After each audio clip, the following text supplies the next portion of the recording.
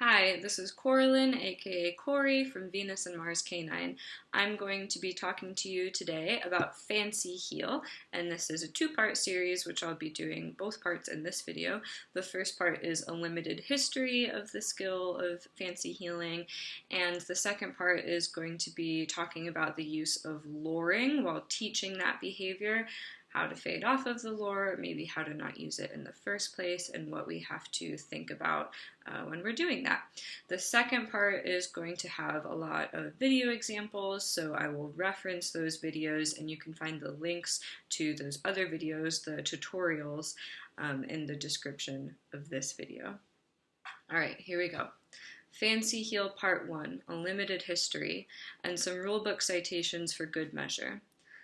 One of the things that makes heel work so important to many trainers is that the variety of techniques available to teach it lends to the feeling that every dog's heeling is that particular trainer's own work of art. Please bear in mind accordingly that because this skill is so dynamic, any technique I mention can typically be substituted with at least a dozen other methods. But before we talk about how to train heel, we should talk about what exactly we're training and why we want it to look that way. But first, a brief history from my own limited perspective. I remember about 6 years ago when I learned of Bridget Carlson, a dog trainer who taught her golden retrievers to heel for AKC obedience in the same style as shepherds doing Schutzhund or IGP or IPO, a sport she also competes in with shepherds. The dog's head is very high and straight, the front legs rhythmically shoot upward, and the back legs are crouched to further lift the front end higher. Another trainer, Janice Gunn, similarly teaches this European style of heeling, those are her words, for AKC obedience, and she cites IGP influence on her YouTube videos. At the time that I discovered these trainers, their style felt very unique compared to the AKC obedience trainers I was surrounded by at the time. I was involved in AKC obedience culture well before being involved in any protection sport culture, and this heeling looked so different to me that I felt like it deserved a distinct name from the heeling that I had witnessed previously, but I settled for thinking of it as fancy heeling. Around that time that I discovered this, general competition obedience culture was shifting. A head-up, uber-prancing heel was increasingly admired by more and more people. Is this perhaps related to rewards-focused dog training hitting the mainstream? I'll admit that I'm 28 years old at the time of writing this, and I wasn't around for the OG popularization of positive reinforcement in the 90s-ish. But I do think that even closer to the time of my career, there has been another shift in dog training culture to reward techniques, even for pet skills, that involve higher arousal patterns. I'm talking about terminal markers, like saying yes and the dog explodes towards my hand, and trainers who integrate more toy play into regular skills and behavior modification. I dare say that this toggling arousal or drive capping popularization also owes itself to trainers associating with protection sports like Schutzhund, PSA, ring sports, just like the heeling style described above. Social media has also played a role.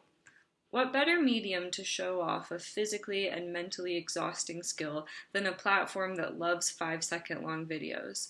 You only need 1 to 3 steps of fancy heel work to make a cinematic slow-mo TikTok, and these videos end up looking very dazzling and beautiful to people who admire dog training. At this point in the narrative, it would be good to hear from someone competing in dog sports in Europe, because I don't know the history of FCI heel work scoring, or the history of European IGP scoring and the potential relationship between the two. But I can tell you that despite the fact that European heeling has influenced the style of heel work in American competition obedience, at this point in time, the judging criteria in America remains unaffected. Drum roll, please, because I think a lot of new trainers who are mostly self-taught and very online do not know what I'm about to say. Nominally, you do not earn any points in any American dog sport for your heel being flashy and prancy.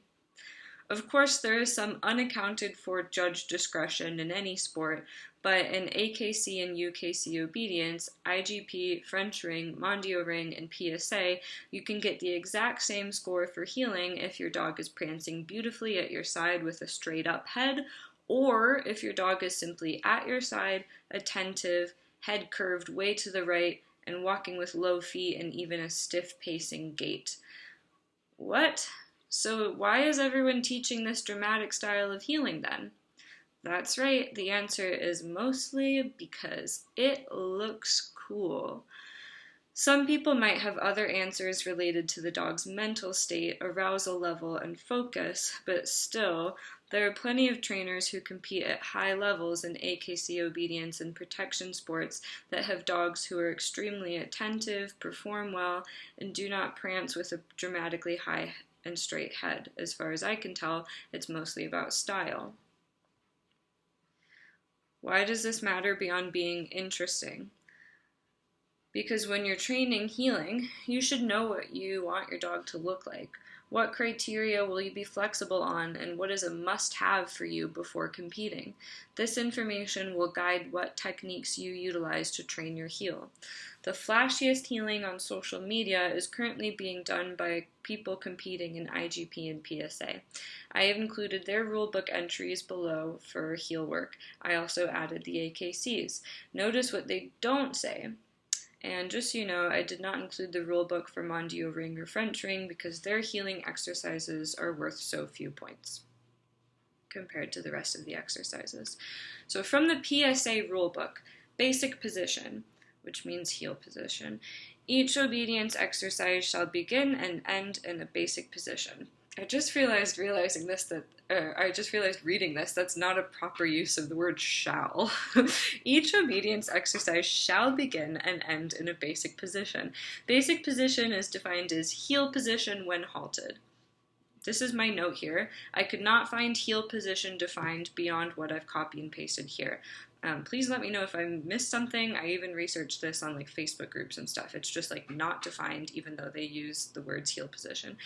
Dogs may either sit or down in basic position according to their training. Heeling may be on the left or the right side according to the dog's training. Consistency must be shown throughout the routine. Performance picture. The judge will be looking for dog and handler teams that epitomize the characteristic of teamwork. The dog and handler should provide a picture of work where the dog is attentive to commands, quick in their responses, and powerful in their performance. Judges are expected to consider overall performance in their scoring to balance the picture of attentive, quick, and powerful work against any mistakes the dog and the handler may have made. So obviously there's a lot of ambiguous adjectives there. All right, and on-leash heeling. During the exercise, the dog shall remain at the handler's side in proper heel position. Heeling shall be judged on teamwork and how quickly, fluidly, and attentively the dog follows the commands of the handler. Heeling should demonstrate attention and continuous focus throughout the heeling portions. Points will be deducted for deviations from focused heeling, but focused heeling is not mandatory to pass the heeling portion. The dog should be tight without crowding the handler, be neither forged nor lagging. The dog should be straight in position during heeling and at halts. Some leeway is given for minor crabbing or forging if the dog is displaying attention while walking. So yeah, I could not believe how vague this was, and again, I did research that. I also listened to a podcast with Jerry Bradshaw, who's the founder of PSA, talking about what he is looking for when he's judging teams, basically. And so I have a link to that if anyone wants to listen. It does not specify heel position beyond what I just read here. All right, and here is from the USCA IGP Handbook.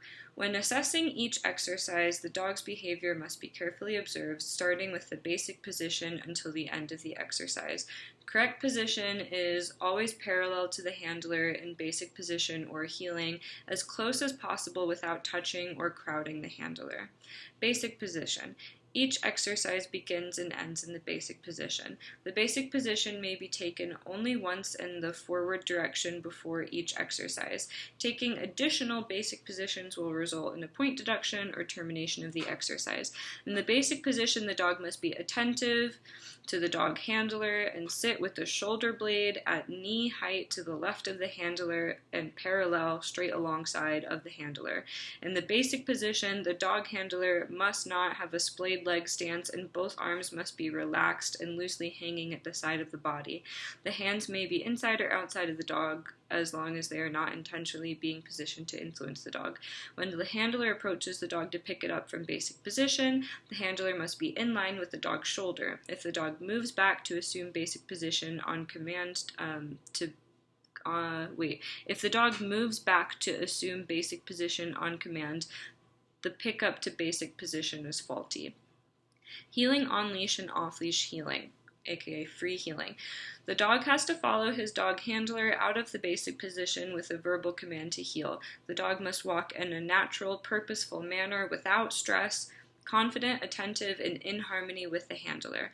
The dog must at all times move in a normal, purposeful gait with attention to the handler. Its position must be parallel, straight, alongside the handler, with the dog's shoulder in line with the handler's hip or knee. Forging or laggy is faulty. Hopping or excessively dropping the rear that causes an unnatural sloping top line or unnatural gait, crowding the handler that interferes with the handler's natural stride are all faulty heel positions. Evaluation criteria: forging, heeling wide, not remaining parallel to the handler, lagging, slower hesitant sits, additional commands, handler help, excessive hopping, errors in the basic/initial position, crowding/bumping, inattentiveness, lack of motivation, stress, and the dog showing pressured behavior are faulty and lead to a corresponding deduction. Okay, last one here. This is shorter too. From the AKC Obedience Rulebook, Section 8, Heel Position. The heel position as defined in these regulations applies whether the dog is sitting, standing, lying down, or moving at heel. The dog should be at the handler's left side, straight in line with the direction that the handler is facing. The area from the dog's head to shoulder is to be in line with the handler's left hip. The dog should be close to, but not crowding its handler so that the handler has freedom of motion at all times. Section 19, Hands and Arms. In all exercises where the dog is required to heel free, one of these options should be followed. When the handler is in motion, the arms and hands must move naturally at the sides and must hang naturally at the sides when stopped. Or, the right hand and arm must move naturally at the side while the left hand must be held against the front of the body, centered in the area of the waist, with the left forearm carried against the body. There will be substantial deductions if the hands and arms are not carried in one of these positions. The hands and arms may be adjusted during the fast portions of an exercise in order to maintain balance. So, there you have it. The popularization of the fancy heel has led to an increase in usage of the food lore as a training technique. And so that is our transition to part 2.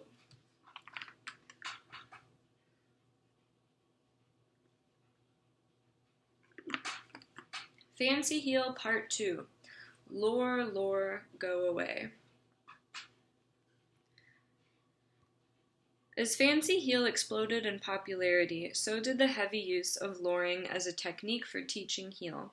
I increasingly witness trainers keeping a treat to their dog's nose as they prance in heel for months, some even upwards of a year, before they have their dog do any heeling without a lore. The rationale behind this technique is primarily to build muscle memory. I believe this approach makes particular sense in a sport like IGP, formerly known as Schutzhund and IPO, where even at the lowest level, your dog performs approximately 100 steps of heeling, most of which are in a straight line. How exciting! Moreover, this technique emphasizes the style of movement and gaiting, which proves helpful when luring a dog that is still growing, with their body proportions changing every day. But I am seeing more and more baby trainers lure their life away, and I suspect that they are using this technique simply because they saw someone else do it without having a plan for how exactly they're going to fade that lure out.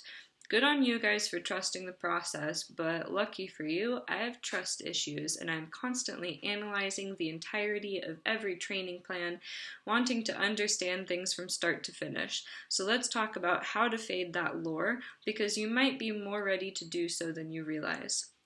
Firstly, I want to point out that you can get a high head and big prance, if that's your goal, without ever having used a lure at all, just by being thoughtful about your reward placement.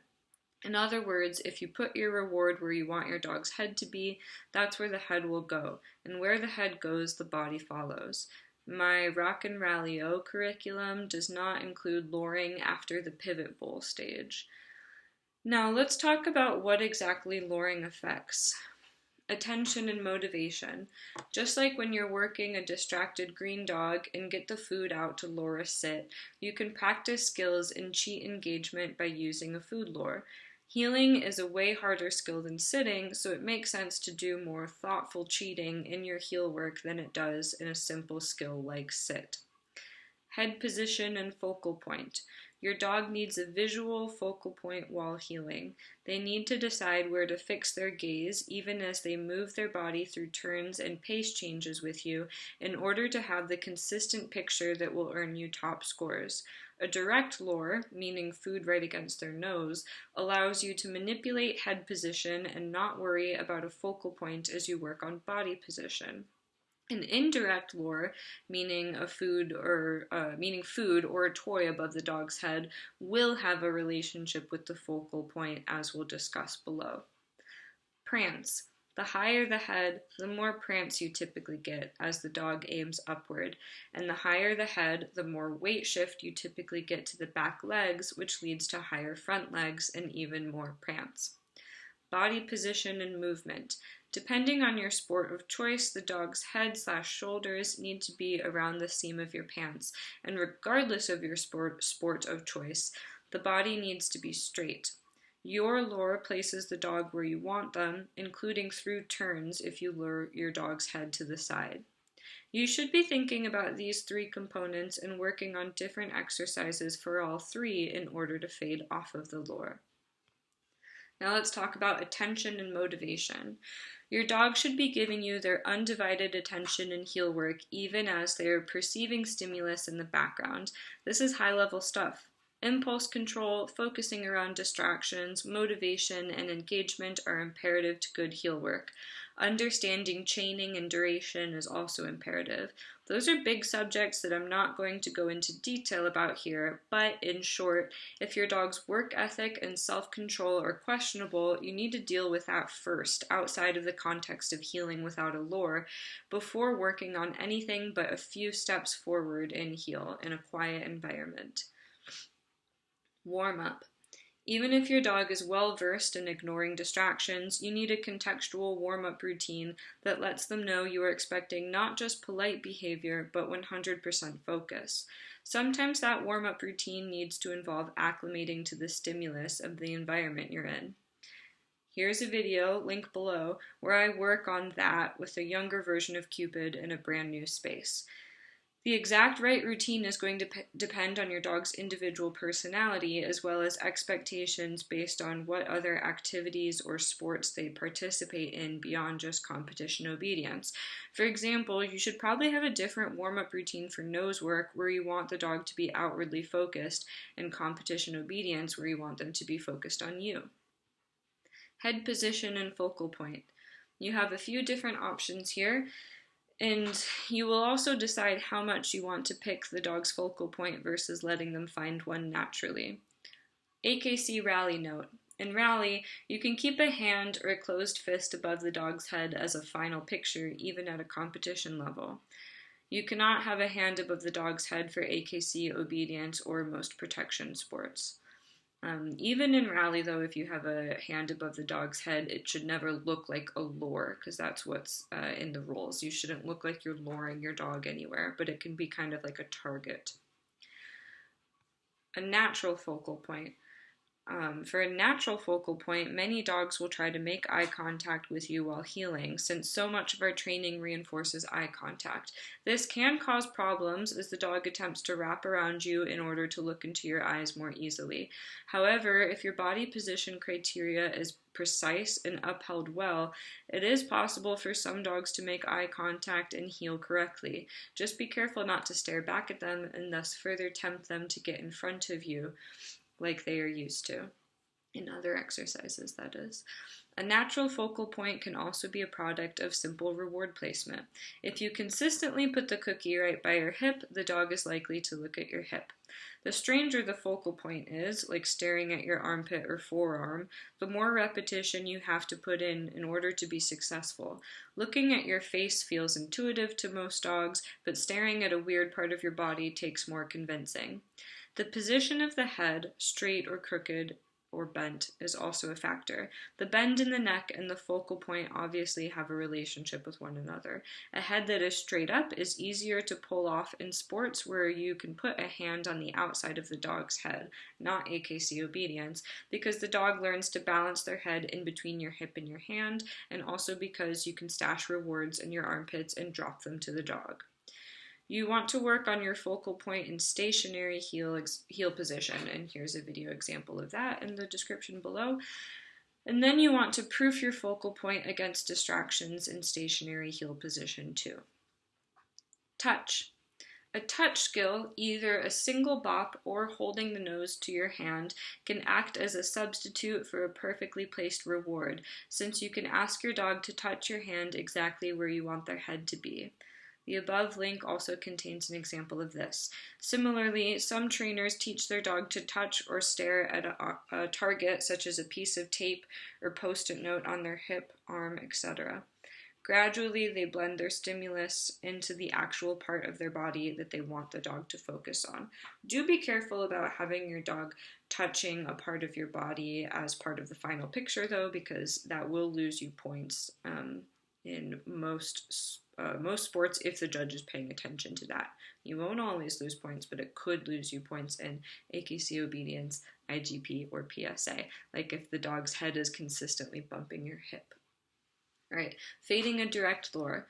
To fade out of a direct lure, either cookie to nose or a continuous nose touch gradually, there are two main techniques that I'm familiar with.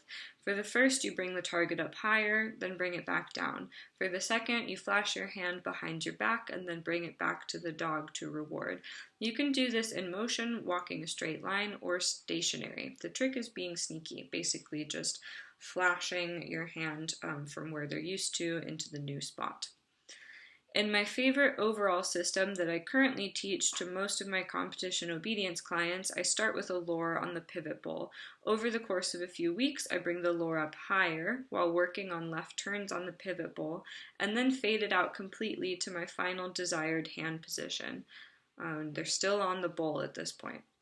Before taking the pivot bowl away, see rear end awareness section below. For AKC obedience, I actually like to teach the dog with my hand behind my back to make sure that the head position is not dependent on hand placement at all. This is a technique that my Rock and Rally-O course covers extensively. If you want to keep a hand above your dog's head for rally, it is worth proofing distraction with an empty hand too, in case your dog is wise to the presence of food in your hand even with a closed fist. Practicing off-site rewards, like a food bowl on the ground as a reward, is also very helpful. I find that people have a hard time if I let them keep the lure in play for a long time. They get a beautiful heel work picture, but then they don't do everything else that I write about here. The lure becomes a crutch, they fade off of it too quickly and sloppily, and then their healing falls apart. The next section is body position and movement, and the head position relationship. Body position is related to everything that's written above, as the position of the head influences the position of the body. Rear end awareness. Most people I come across who have at least dabbled in using a pivot bowl are aware of teaching rear end awareness, especially with the front foot target method. And there's a link below of a fast and furious video example of how to use a pivot bowl to teach rear end awareness.